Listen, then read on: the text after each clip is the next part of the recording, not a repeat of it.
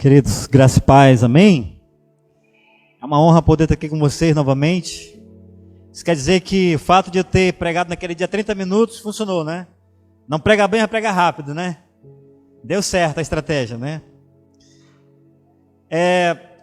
Eu não quero nessa noite, queridos, trazer nenhum peso para vocês, né? Mas quando a gente tem um peso pesado mesmo nas costas, normalmente a gente fica meio assim, né? Ou meio tombado, para baixo, né? Eu quero esticar a mão de vocês, quero tentar puxar para cima, entendeu? Não quero trazer peso, eu quero trazer assim um desafio para os irmãos nessa noite, amém? E legal da igreja, né, que a igreja é completa, né, irmãos? A igreja é completa. Você vendo o pastor Agno falar aqui da academia e tal, como é bom, né? Numa outra oportunidade, receita, né, de bolo, receita de gastronomia, né? É completa, a igreja é completa, né? É o desafio da academia. Mas eu quero mostrar para vocês aqui, eu tenho alguns apetrechos, irmãos, que eu gosto. Lembra que eu falei da última vez que eu gosto de história? A gente, para ser missionário, eu creio que o cristão, irmão, em geral, ele tem que gostar de história. Ele tem que gostar de conhecer. Sabe de uma coisa, irmãos? Se você quiser conhecer uma pessoa, conheça a sua história. Simples assim. Se você quiser conhecer uma pessoa, conheça a sua história. Você não conhece uma pessoa por suas reações. Você conhece uma pessoa conhecendo a sua história. Então, quando você vê alguém reagir de um jeito, você fica assustado assim, uau, que negócio. Ele tem uma história, essa pessoa tem uma história. E para que você não seja juiz, para que você não julgue, conheça a história dessa pessoa. Pastor Agno lembra, não sei se ele vai lembrar exatamente, lembra de um guri do abrigo, que nós fomos na casa dele. Você estava dirigindo o carro naquele dia. Nós saímos do abrigo e fomos para, acho que Braga Mendes, eu nem sei exatamente onde ficava o bairro, ele levou a gente. Chegando lá, nós conhecemos a história dele. Um menino de 9 anos que tocava o terror no abrigo. E quantas vezes eu tive raiva daquele menino. Quando eu fui na casa dele, eu conheci a história dele, que ele saiu para comprar R$10, a mãe deu para ele comprar picadinho, ele desapareceu. E foi aparecendo não sei quanto tempo depois, 1 ano, ele foi parar num abrigo, a família não sabe onde estava. Eu fui conhecer a história dele. Nem sequer o nome que ele tinha no abrigo era o nome dele, era o nome que ele gostaria de ter, porque lá onde ele morava, ele era conhecido como Tiririca. 9 anos de idade, irmãos. Naquele dia, eu passei a respeitar aquele menino de 9 anos. Agora eu conheço a história dele, um pouco da história dele. Então a gente precisa gostar de história da pessoa, de uma família, de uma cidade, de uma nação, entendeu? Então aqui, essa bandeira aqui, ela é do Canadá. Eu ganhei essa bandeira, ela é original, veio do Canadá mesmo. Eu vi o pastor Agno falando para trazer alguma coisa, né? Eu vou levar a bandeira. Eu tenho algumas roupas eu ganhei roupa da Índia também, uma equipe que foi para a Índia em 2002. Eu tenho uma roupa completa de indiano, assim, bem. Só que ela é muito grande, por isso que eu não trouxe, assim, vestido até. Eu já preguei com ela vestido, mas é bem grande. Fico parecendo um sacerdote, né? Aí eu não tenho muito essa vibe, né? Bandeira original, eu carrego comigo. Eu estava mostrando até para o pastor, quando ele estava falando, né? Isso aqui é meu mapa da cidade. Onde eu chego, eu compro o mapa, irmãos. Aí você pode estar pensando, mas tem o Waze agora, Google Maps, né? Agora tu imagina um dia que tu for para um lugar onde você não tem acesso a isso. Como é que você vai ir? Né? Você vai se virar. Esse aqui a primeira vez que eu fui eu acho que foi a primeira vez que eu fui na Venezuela, não lembro se foi a primeira vez. Aí eu tratei de comprar esse mapa. É que eu coloco na parede, na verdade estava na sala de oração isso aqui. Aí eu peguei lá. Aqui, Venezuela. E atrás tem informações todas. Cidade, culinária, costume, etc. e tal.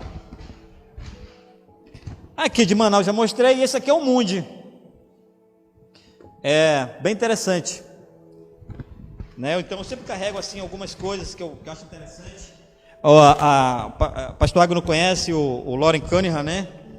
E é fundador da Jocum. Hoje ele deve estar com uns 85, 80 alguma coisa. E se ele for pregar assim, falar de missões, ele aponta algumas partes assim, bem pequenas, aqui. Foi lugar que eu ainda não fui no mundo. O restante tudo ele já foi, conheceu quase todas as nações do mundo todo, indo, né, evangelizando. É muito interessante. Ele tem uma história que inspira muito também. Então, eu só queria assim te desafiar a se envolver, a conhecer a história, né? no reino de Deus, uma coisa que é bem interessante é que o reino de Deus, todo mundo pode estar envolvido. Eu sou um cara apaixonado pelo reino de Deus. Eu sou curioso, eu sou apaixonado, eu gosto de estudar, eu gosto de falar, eu gosto de ficar imaginando. Porque o reino de Deus ele é complexo, irmãos. Né? Se eu perguntasse para você assim, como você define o reino de Deus? Como é que você definiria? Você não precisa me responder. Mas pensa aí, como é que você define o reino de Deus? O reino de Deus é a igreja onde eu congrego. Não, o reino de Deus é uma organização interdenominacional, internacional. O que é o reino de Deus? O que nós já aprendemos do reino de Deus? O que nós vivemos do reino de Deus? Mas é interessante que no reino de Deus, todo mundo pode se envolver. Uma criança, eu conheço a história de crianças que fizeram diferença na escola, por exemplo. Não sei quantos conhecem aqui pastor Ronaldo Lidório. Alguém já ouviu falar em Ronaldo Lidório? Ronaldo Lidório tem um ministério muito bom aqui em Manaus, no interior, São Gabriel da Cachoeira.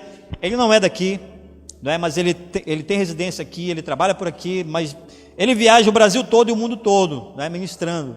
E ele conta a história de uma criança que ele ministrou numa igreja, e depois do culto, essa criança procurou ele, tinha 6, 7, 8 anos, você queria saber como eu posso ganhar meus coleguinhas na escola.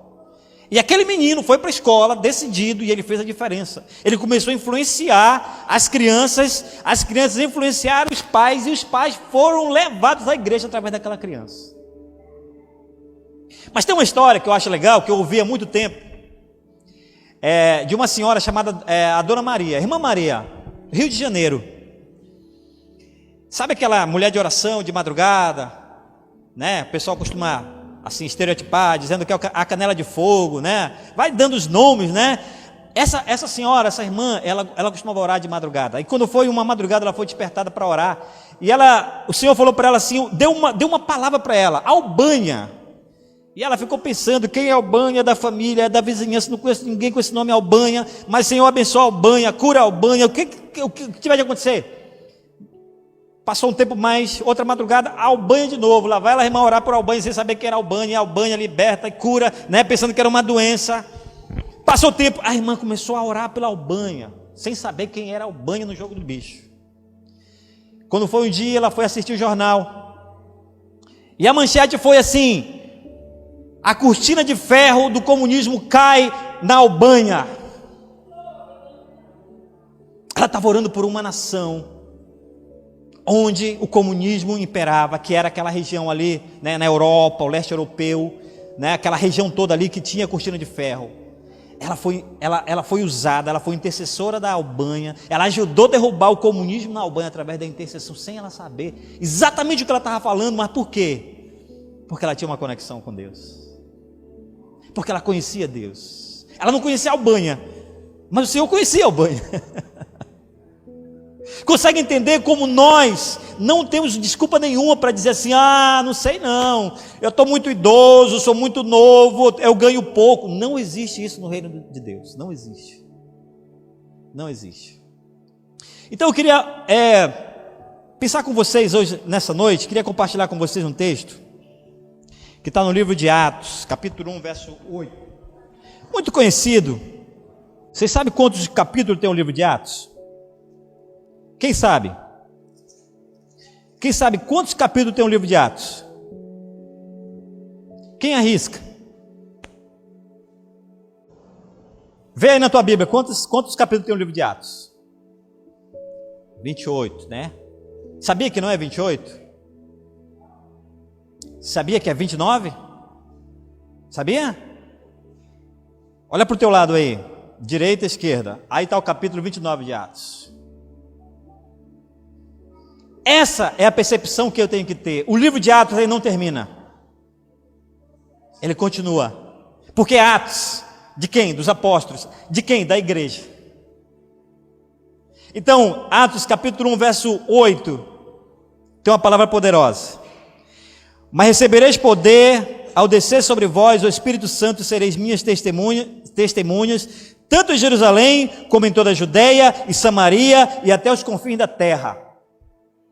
Amém? Queridos, dito isso, ou lido isso, esse texto, eu queria lembrar um pouco do que eu falei, quando eu estive aqui na vez passada, de que nós precisamos ter a nossa percepção do reino, pastor Agno, que nós precisamos pensar assim, missionário. O que é um missionário, irmãos? Quem pode me definir? Eu queria desafiar agora, eu queria que alguém falasse, o que você acha que é um missionário? Pastor Ágano, pastora, qualquer pessoa, pode falar uma palavra aí que defina missionário. Ministrador, que mais? Que mais? O que é um missionário? Irmãos, há muito tempo, as pessoas achavam assim, olha, missionário é aquela pessoa que vai para outra nação, missionário é aquela pessoa que vai, e de repente aparece na igreja pedindo, pede roupa, pede dinheiro, pede não sei o que para viajar, pede não sei o que para doar para as pessoas, sabe, meus irmãos, mas esse pensamento de missões, de missionário, não cabe mais. O que você está estudando? Lembra que eu falei? Qual é a sua formação? O que você é? Um médico? Você é um enfermeiro? Você é um professor? Você é um advogado? Nós temos que mudar nossa concepção. Quero falar uma coisa para você, que hoje nós não podemos mais olhar com uma visão que nós ouvimos, que eu via no passado. Olha, o meu trabalho, na minha igreja eu sou musicista, na minha igreja eu sou ministro de louvor, na minha igreja eu sou pastor, mas lá no meu trabalho secular, eu sou professor, eu sou advogado, eu sou enfermeiro, eu sou médico, eu sou qualquer coisa. Essa palavra secular, por que essa palavra ela existe? Por que o meu trabalho é secular? Me fala aí. Então uma coisa que eu comecei a mudar, quando eu comecei a ouvir isso, eu comecei a pensar assim, isso eu acho que não está certo, eu tenho que descobrir, mas eu creio que não está certo isso. Por que na igreja o meu trabalho, o meu serviço é santo, e lá no meu trabalho é secular? Aí eu comecei a descobrir que isso não existe, queridos. Existe uma palavra no latim, que ela é falada mais ou menos assim, coram deo. Aí eu vou descobrir o que é corandel. Corandel significa na presença de Deus. Então o pastor Agno falou algo interessante. Quando o culto termina aqui, queridos, o culto não termina. Por isso que o livro de Atos não termina no 28. Porque quando você sai daqui para a pizzaria, o culto tem que continuar na pizzaria. Se você vai para casa visitar alguém, o culto tem que continuar na casa de alguém. Se você vai para a sua casa, o culto tem que continuar na sua casa.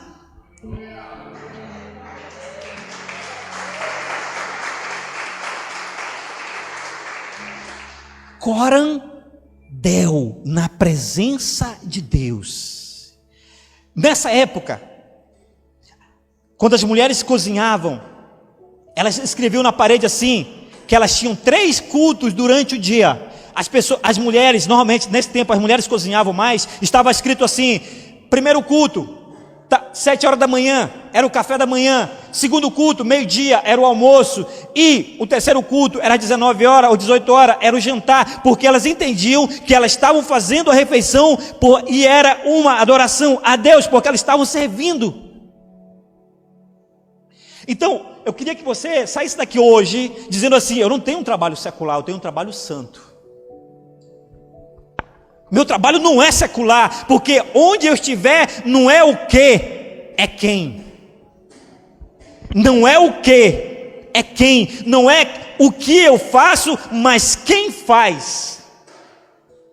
Então eu queria que você entendesse hoje, daquilo que eu falei, o seu trabalho, não sei o que você faz, mas o seu trabalho não é secular, o seu trabalho é santo. Pastor, você não conhece o meu ambiente de trabalho. Eu trabalhei no ambiente, irmãos, trabalhava com logística. O diretor de onde eu trabalhava, ele chamava assim de 10 palavras, 11 era palavrão. Eu não tenho que chamar palavrão, irmão, porque meu líder chama, porque o meu diretor chama. Eu tenho que ser a diferença, eu tenho que ser a luz, eu tenho que ser o sal. Eu conheci a história de uma jovem jornalista, obrigado, cristã de verdade. Ela vai para uma redação de um jornal, e ela chega lá, ela encontra um ambiente absolutamente corrompido, e ela começa a fazer a diferença ali. ela começa a perceber que as notícias são tendenciosas, ela começa a perceber que tudo ali gira em torno da falsidade, e ela começa a ser luz naquele lugar. Depois de algum tempo, aquela redação tinha mudado pela presença daquela discípula de verdade de Jesus, Corandel. Ela estava na presença de Deus, lá na redação do jornal. Sabe, onde você estiver trabalhando, sabe de uma coisa, não esqueça a palavra, Corandel, na presença de Deus. Eu estou na presença de Deus. O culto nunca termina, irmãos. O nosso culto não termina no domingo, aí segunda, terça, quarta, quinta, sexta, a vida secular, no sábado eu me torno cristão de novo. Isso não existe. Não existe isso. Então, sereis minhas testemunhas, meus irmãos. Aí eu quero voltar para o texto. Essa é a primeira parte que eu queria falar. Ser testemunhas. Alguém que dá testemunho e sustenta, tanto em Jerusalém como em toda a Judéia e Samaria e até os confins da terra. Jerusalém, irmãos, o que é Jerusalém? Você já deve ter ouvido isso. Eu quero ser muito breve, eu quero ser muito simples. Jerusalém é onde tudo começa. É a minha casa. Não adianta eu tentar querer ganhar a cidade, a escola ainda em Jerusalém, se eu não sei arrumar minha cama, se quando eu levanto a minha cama fica toda bagunçada. Eu tenho que, a primeira tarefa da minha vida é arrumar minha cama. Jerusalém é a minha casa, irmãos. O lugar mais difícil de testemunhar de Jesus, o lugar mais difícil de viver Jesus, o lugar mais difícil de encarnar o evangelho, chama-se família. Chama-se casa, mas é neste lugar aonde tudo começa. É onde nós somos lapidados. Eu arrisco dizer, meus irmãos, que a família é o lugar onde eu mais sou ferido, mas é o lugar onde mais eu sou curado. Por isso muitas pessoas, elas fogem, elas vão embora, elas se afastam da família. Você lembra do filho pródigo? Quantos lembram a história do filho pródigo? Ele pega todo o dinheiro do pai dele e ele vai para um lugar muito distante, e lá ele tem a vida que ele quer. Por que ele queria estar distante, queridos? Porque ele não queria que a família dele soubesse, visse o que ele estava passando, meus irmãos. A pessoa, quando está atolada na desgraça, no pecado, não quer que a família saiba, quer estar distante da família, não quer ser a vergonha, não é? Não quer que as pessoas falem mal, não quer que a notícia chegue para o seu pai ou para a sua mãe. Então, a família é onde tudo começa, mas é lá. Eu usei o termo fazer minha cama de uma forma metafórica. É onde eu tenho que ser o testemunha, onde tem que começar o meu testemunho. Eu começo na minha casa, eu estou na igreja, então eu começo, irmãos, a levar luz, ser sal na igreja, e eu começo também a trabalhar em torno da igreja. Quando o evangelho me alcançou, meus irmãos, sendo testemunha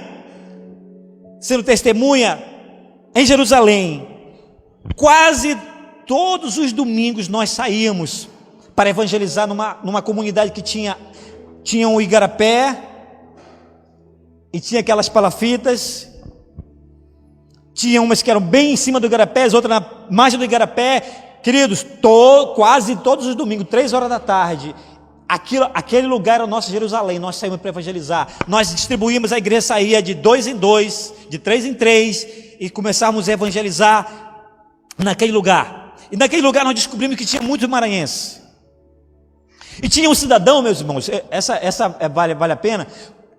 Quando eu entreguei minha vida para Jesus, nós passamos a congregar num apartamento mais ou menos para 30, no máximo 25 pessoas. Quando tinha 25 já estava lotado.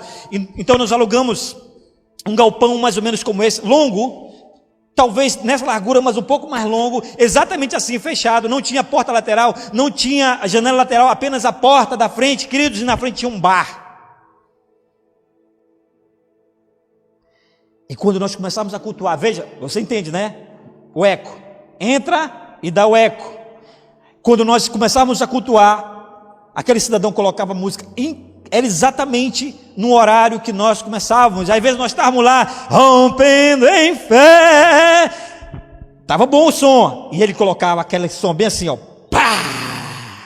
Garçom, aqui nessa mesa de bar. Às vezes você não sabia se você cantava rompendo em fé ou o garçom na mesa do bar, irmãos. Era uma perturbação. Todas 6 horas, começava às 18 horas, começava a perturbação. E nós fomos lá conversar com aquele homem, olha, 6 horas é o nosso culto, será que dá para você? Até 7 horas já. Aí ele falou, não, legal, não vai ter. No outro domingo de novo, e de novo. E nós começamos a orar, irmãos, para que aconteça alguma coisa. Literalmente aconteceu, mas nós não oramos para que o que aconteceu tivesse acontecido, viu? Houve um problema no bar dele, ele foi esfaqueado, o bar fechou, nunca mais reabriu, irmãos. Ele não morreu, mas ele não quis obedecer, e aí foi problema dele, com ele mesmo e com a clientela dele. E passava ali na frente da igreja, irmãos, um jovem, mais ou menos de uns 20 e poucos anos, 27. Normalmente quando ele bebia, ele ficava só de cueca e ele passava. Era um maranhense, conhecido como Xuxa. E nós começamos a evangelizar, irmãos, em torno da igreja. A primeira pessoa que foi para a igreja foi o Xuxa. Num domingo ele entrou aí na igreja. Fizemos o apelo, ele aceitou, entregou a vida dele a Cristo. Irmãos, aí nós fomos descobrir quantos maranhenses tinha. Nós começamos a orar por aquela colônia de maranhense. Aquela colônia veio para a igreja através desse cidadão. Encheu a igreja. Hoje tem pastor no Nordeste ali, irmãos, com igreja grande, fruto daquele evangelismo naquela área. Aqui em Manaus, eu fui pregar lá no Monte Sião, um pastor maranhense, fruto desse evangelismo que nós fazíamos naquela área. Então, nós começamos em Jerusalém, começamos na nossa casa, nos envolvemos na igreja e nós começamos a trabalhar em torno da igreja, irmãos. Nós não queremos, eu não sei se acontece aqui, mas muitas vezes, muitos jovens querem dizer assim, eu quero ir para uma outra cidade, eu quero ir para um outro estado, eu quero ir para uma outra nação. Ok, pode ser um desejo, mas se você não começa servindo aqui, você não está, como é que a gente pode falar? Homologado, autorizado, apto para ir para uma outra cidade, para uma outra nação. Jamais. Porque aquilo que você faz aqui, o seu ministério aqui, será lá. Às vezes as pessoas dizem assim, o meu chamado é para a Índia. Está confundindo o chamado com lugar, porque o chamado não é para onde eu vou, meus irmãos. O chamado é aquilo que Deus me deu como ministério, como serviço. Lembra que eu falei que, especialmente para os jovens, né? Não somente para os jovens, mas especialmente para os jovens, que nós devemos escolher uma profissão, uma formação em que você possa, digamos, sair daqui para uma nação e você exercer essa profissão lá. Que interessante é isso. Lembra que eu falei de um amigo meu que fez o curso de técnico de futebol na Inglaterra para ir para a Índia? Então, o nosso chamado, o nosso serviço, especialmente, eu gosto muito da palavra serviço, irmão, porque ministério significa serviço. Ministério significa eu me colocar à disposição do Senhor e à disposição da igreja. Gente, para quem é pastor, para quem é líder, como é bom contar com pessoas, queridos, que servem de verdade. Pessoas que às vezes não querem holofote, pessoas que às vezes não querem nem que cite o nome, mas que você sabe que pode contar que essa pessoa serve de verdade o reino de Deus. Porque às vezes, irmão, tem muita gente confundindo. Às vezes tem pessoas que saem da igreja porque fez um bolo e o pastor não mencionou o nome na festa dessa pessoa que fez o bolo. Vai embora, magoado. Acontece, meus irmãos, acontece. Eu estou falando de coisas que eu vivi. Não estou inventando não, tá? Talvez você diga assim, não acredito, acredite. Acontece. Estou citando um exemplo, mas acontece tantas coisas.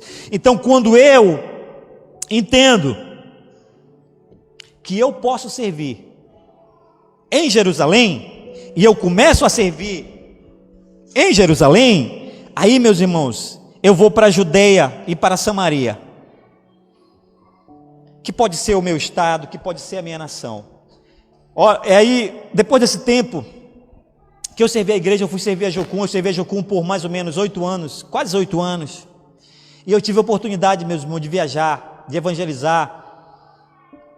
Eu evangelizei em muitos lugares aqui do interior do Amazonas, muitos lugares do Amazonas. Eu conheço bastante o interior do Amazonas, conheço a realidade.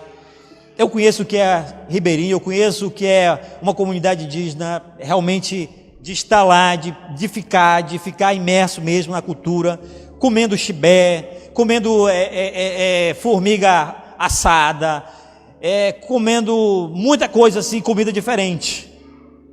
Uma imersão. Eu tive a oportunidade de ir evangelizar no Festival de Parintins. Quantos estiveram no Festival de Parintins? De alguma forma, ou evangelizando ou participando. Alguém já teve em Parintins?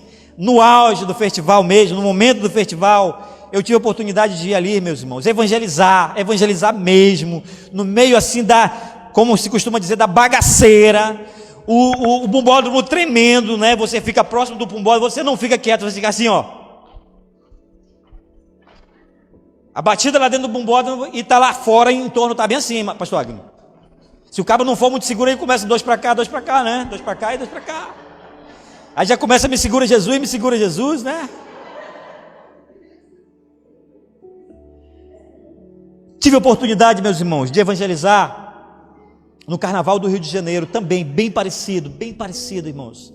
Aquelas escolas desfilando e aquelas outras ali na entrada da Marquês de Sapucaí. E nós tivemos oportunidade, pegamos o motor gerador para não depender da luz da rede, ligávamos o gerador, fazíamos ali, reunimos todos ali, queridos, era incrível. Nós estávamos realmente com uma roupa bem parecida com o que o pessoal usava no carnaval, mas era com um versículo bíblico, só que era um colete, e as pessoas às vezes confundiam a gente com uma escola de samba, escola de carnaval lá. E quantas vezes a gente estava reunido assim, orando ou cantando, e as pessoas vinham pulando e começavam a pular lá no meio daquele círculo, e daqui a pouco a gente estava orando, eles começavam, o que? É oração isso aqui? Não, dá licença.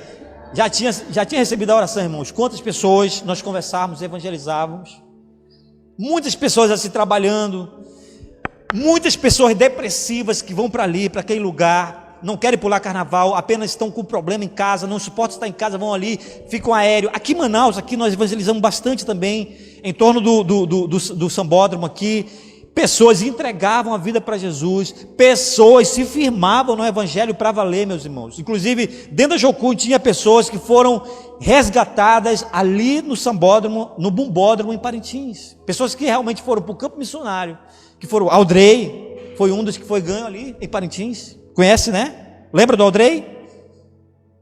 Então, quando nós aprendemos a fazer a nossa cama, quando nós começamos a servir a igreja de verdade, com o nosso coração absolutamente rendido, então nós podemos alcançar a Samaria, a Judeia,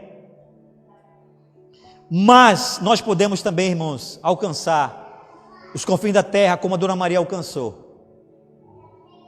A Dona Maria alcançou os confins da terra sem ela perceber, sem ela sair do Rio de Janeiro, ela alcançou uma nação.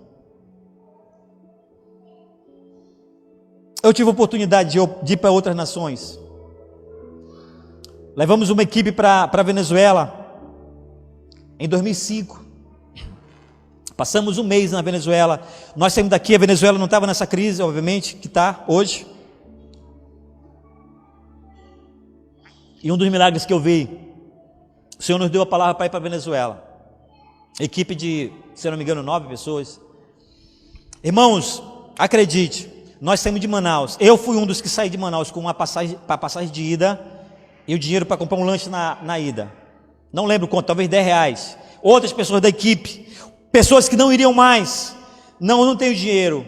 Vamos fazer uma oferta e o Senhor está nos mandando, vai acontecer. Gente, o que aconteceu na Venezuela foi tremendo, meus irmãos. A gente sem dinheiro, nós fomos. E foi um tempo maravilhoso na Venezuela de evangelismo. Pessoas se renderam a Jesus, pessoas se firmaram na igreja. Nós trabalhamos mais ou menos mais 5 igrejas. Evangelizávamos em torno da igreja, pessoas se convertiam, iam para a igreja, firmavam. comunidades, fomos para comunidades, povos assim, bem distantes, evangelizando, saindo assim, sabe, de casa em casa, naquelas comunidades bem pobres mesmo, alcançamos com o evangelho. E na nossa volta,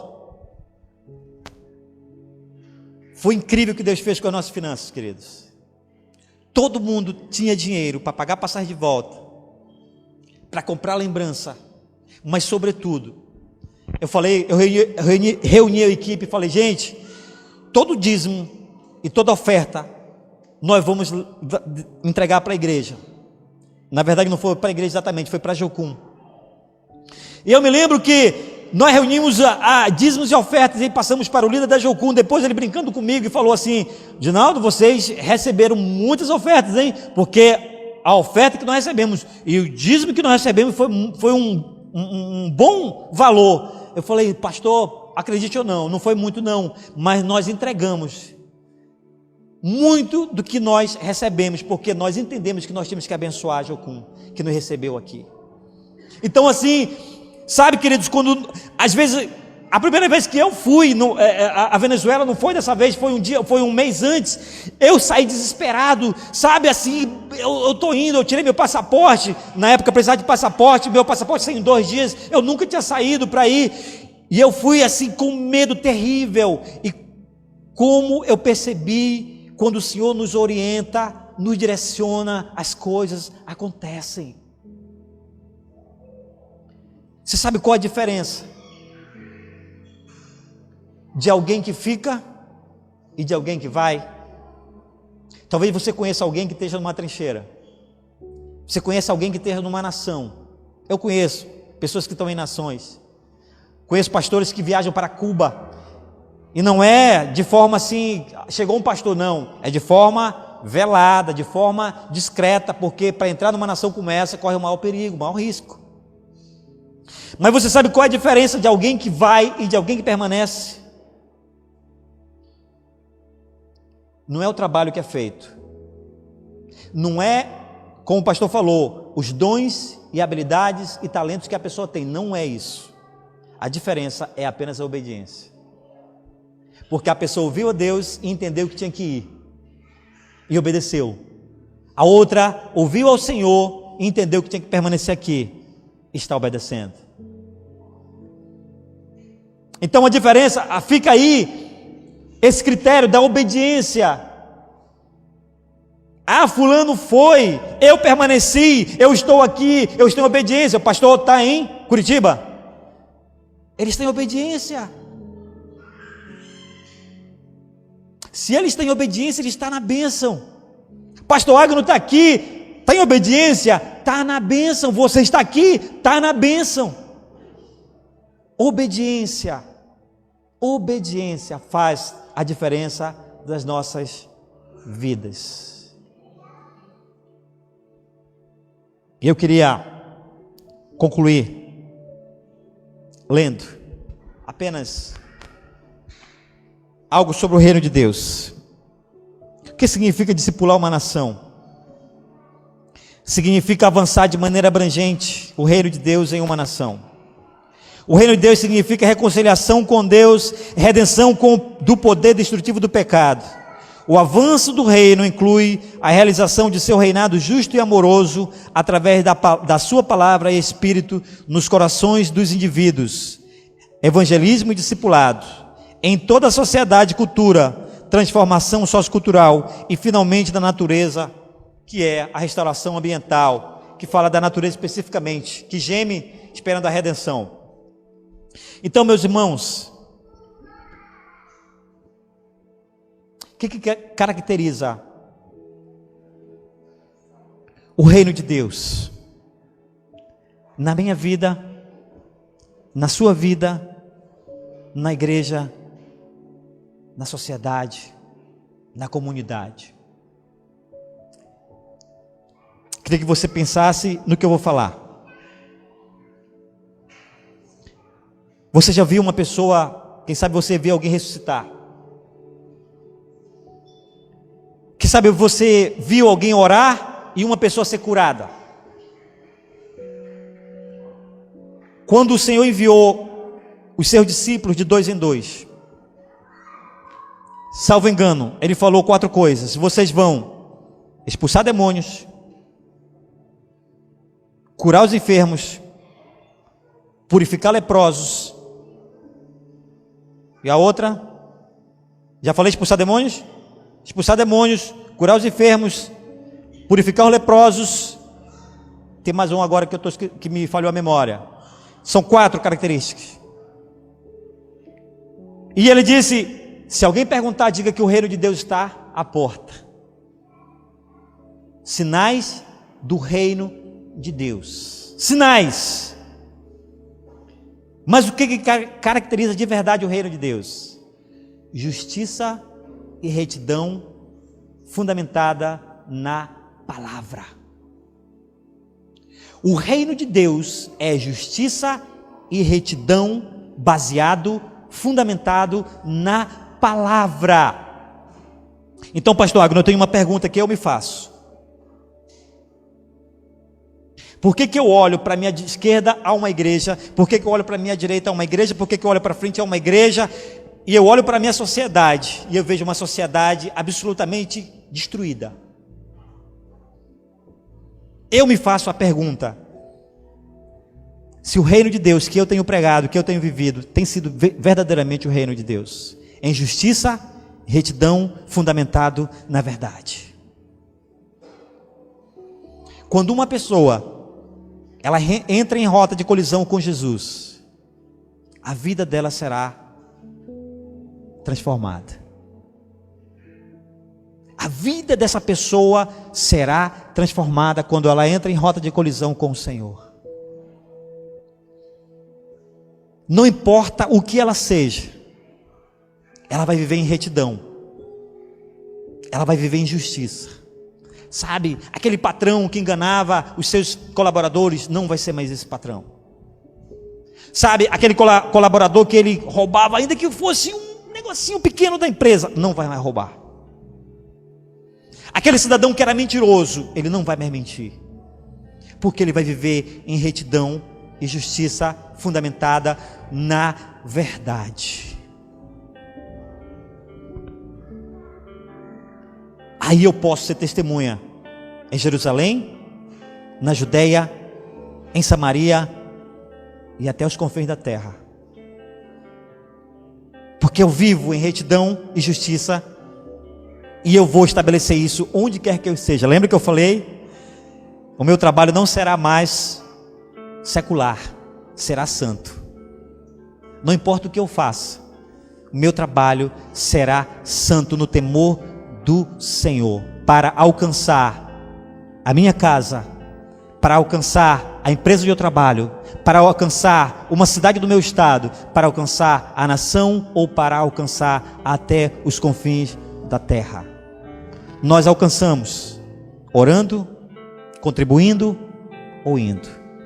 Gosto muito da tradução, meus irmãos, quando diz que nós devemos, a palavra diz assim, essa tradução que nós temos diz assim: ide, fazei discípulos, pregai o evangelho. Mas uma tradução que é muito coerente é indo. Não é ide, é indo. Significa que onde quer que eu esteja indo, eu vou ser discípulo e vou gerar discípulo. Porque por onde eu passar, por onde eu for, isso vai acontecer. Amém? Todos entenderam aqui? Todos estão comigo? Amém? Então eu queria te convidar você a se colocar em pé nesse instante. Lembra que eu falei que eu não ia trazer nenhum peso, mas eu queria te esticar a tua mão assim. Eu não sei como está a tua Jerusalém, eu não sei como está a Judéia e Samaria, e nem sei qual a percepção que você tem dos confins da terra, mas eu queria te desafiar hoje, você fazer uma reflexão, pedir ao Espírito Santo que traga a luz no teu coração, na tua mente. Como está a minha Jerusalém? Como está a minha Judéia e Samaria? E qual é a percepção que eu tenho dos confins da terra? Eu queria que você esticasse a sua mão assim e fizesse uma oração. A primeira oração que eu queria é que seja sua, ainda que seja em silêncio, no teu coração. E você dissesse assim: Senhor, eu quero, Senhor, eu quero arrumar a minha Jerusalém. Eu preciso. Talvez outros vão orar dizendo: Senhor, a minha Jerusalém está arrumada, eu quero agora Judeia e Samaria. E talvez alguns digam assim: eu já quero alcançar as nações, os confins da terra. Lembre-se, orando, contribuindo e indo. Eu queria que você fizesse essa oração, pedindo ao Espírito Santo que sondasse o teu coração, pedisse para virar a pedra. Senhor, sonda o meu coração. No original significa virar a pedra, virar a rocha para cima. Pode fazer a tua oração em silêncio aí, por alguns segundos, 30 segundos, 1 minuto, 2 minutos. Senhor, a tua palavra diz que através do Santo Espírito, o Consolador, aquele que revela toda a verdade, toda a sabedoria, como diz Tiago, aquele que não tem sabedoria, peça a Deus que dá deliberadamente. A tua palavra diz, Senhor, que através dele nós somos testemunhas, Senhor. Nós somos aqueles que temos a marca verdadeira, de verdade do Senhor, de Cristo. E podemos ser testemunhas, Senhor, em Jerusalém, em toda a Judeia e Samaria, e até os confins da terra, Senhor. Como a Dona Maria, Senhor, que alcançou a Albânia. Senhor, eu falei para os meus irmãos nessa noite que eu não queria trazer nenhum peso, nada além de um desafio, Senhor, para que eles possam caminhar, Senhor, de forma livre em Cristo Jesus e ser verdadeiros missionários, verdadeiros discípulos de Jesus, que alcance a Jerusalém, Senhor, a sua Jerusalém. Que eles possam, Senhor Deus, caminhar de forma altaneira, Senhor. Que eles possam, Senhor, ser luz e ser sal. Pregar o Evangelho, viver o Evangelho, e quando necessário falar alguma coisa, Senhor. Apenas ser testemunhas, Senhor Deus, fiéis de Jesus, Senhor, do reino. Senhor, que a luz do Evangelho resplandeça em cada um de nós, na minha vida e na vida dos meus irmãos, Senhor. A luz do Evangelho, Senhor, que onde chega, dissipa toda treva, dissipa todo mal,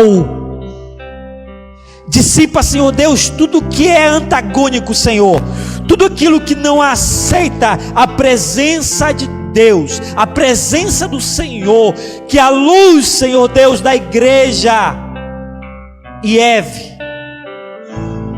possa, Senhor Deus, iluminar os olhos, Senhor Deus, dos corações das pessoas, onde quer que eles vão, Senhor, indo, pregando o Evangelho, ó Senhor, ensinando as pessoas, Senhor Deus, tudo aquilo que o Senhor tem ordenado, Senhor, e trazendo as águas após a conversão, Senhor, em o nome do Senhor Jesus, Pai. Ó Deus, eu oro nessa noite para que cada um dos meus irmãos, Senhor, seja testemunha do Senhor em Jerusalém, em toda a Judeia e Samaria e até aos confins da terra, para a honra e glória do teu poderoso nome. Amém. Você pode dar um aplauso ao Senhor, querido.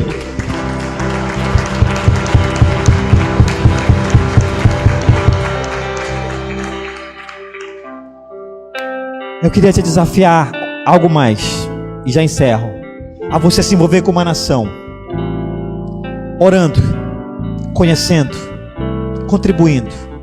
E se você tiver oportunidade, vá até essa nação. Amém.